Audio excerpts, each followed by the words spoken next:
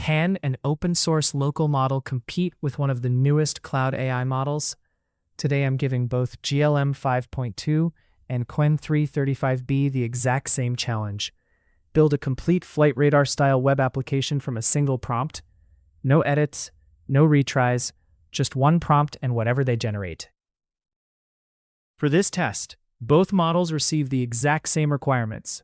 They need to create a flight radar-inspired application with an interactive map, moving aircraft, flight information panels, smooth animations, and a modern user interface. The goal isn't to make a production-ready flight radar clone. It's to see which model creates the most impressive result from a single prompt. First up is GLM 5.2 running on its own platform. Here's the prompt. Create a modern flight radar-inspired web application. Include an interactive world map, aircraft moving in real time, aircraft rotation based on heading, flight details on click, a dark aviation dashboard, responsive design, and smooth animations. Everything must be contained inside a single HTML file. Now let's send it and see what GLM builds. Next is Qwen3.6 running locally through Claude Code. Same prompt, same requirements. The only difference is that this model is running entirely on my machine.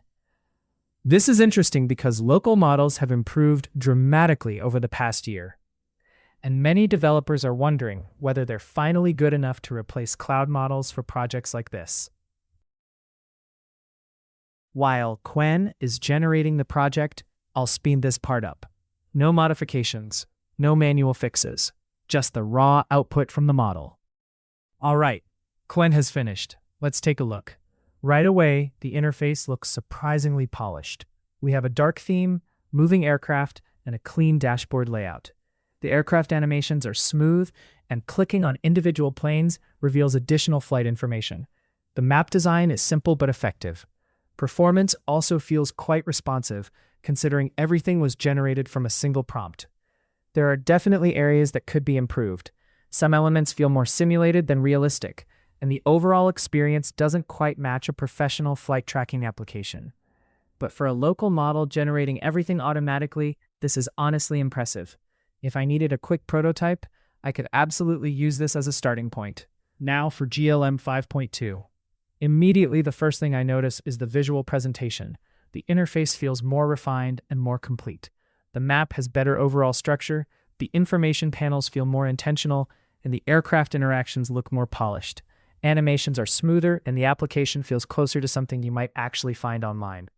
Clicking through different aircraft gives a more consistent experience, and overall, the design language feels stronger.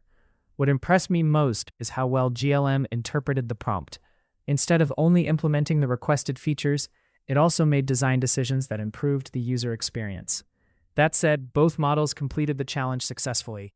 Neither completely failed. The difference comes down to polish, attention to detail, and how finished the final product feels. So which model wins? For this flight radar challenge, I'd give the edge to GLM 5.2. The final result feels more polished, more complete, and more visually impressive. But Qwen3.6 deserves a lot of credit here. Considering it's running locally and generated a fully functional application from a single prompt, the result is surprisingly strong.